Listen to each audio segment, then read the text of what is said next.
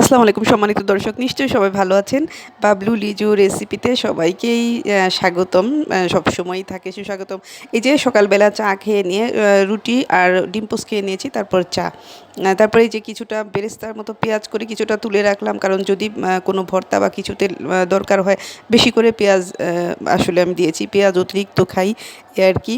আর অতিরিক্ত কুটা বাছা করেছি সকাল থেকে। সারাদিন কিন্তু অনেক ব্যস্তময় দিন যায়, কিন্তু দিন কীভাবে চলে যায় জানি না, দিন রাত এভাবে এই যে কষিয়ে নিলাম। ফলি মাছগুলো এত মজার, এবং কাটা ফলি মাছের আঁশগুলো এত মানে বেশি, ওই ধোয়াটাই কষ্ট।